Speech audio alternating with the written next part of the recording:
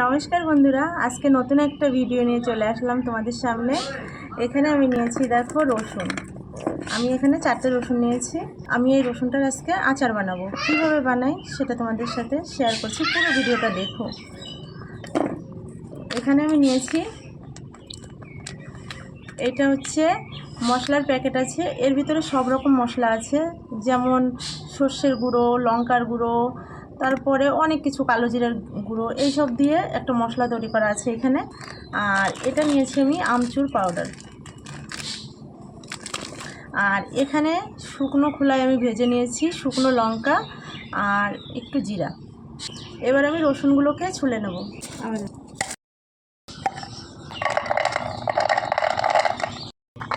এবার আমি এই লঙ্কাটা জিরেটা গুঁড়ো করে নেব।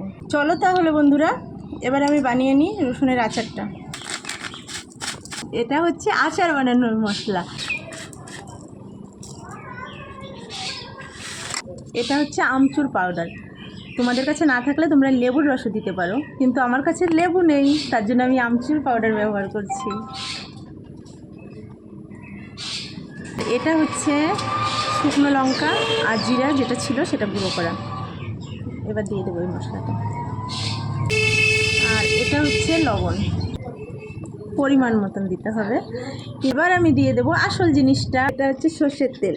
এবার আমি সর্ষের তেলটা দিয়ে দেবো। এবার বন্ধুরা দিয়ে দেবো আমি হলুদের গুঁড়ো, একটু দিতে হবে সামান্য।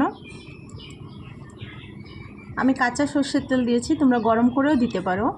আমি অল্প বানিয়েছি, তার জন্য কাঁচা সর্ষের তেল ব্যবহার করলাম। যদি বেশি বানাতাম তাহলে তেলটা গরম করে ঠান্ডা করে তারপরে দিলে ভালো হয় আচারে। দেখো বন্ধুরা, আচারটা পুরো রেডি হয়ে গেছে। এবার আমি এই ডাব্বাটা নিয়েছি, এটাই ভরে নেব।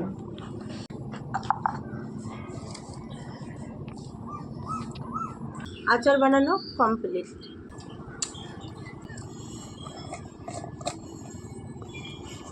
কমপ্লিট আচার।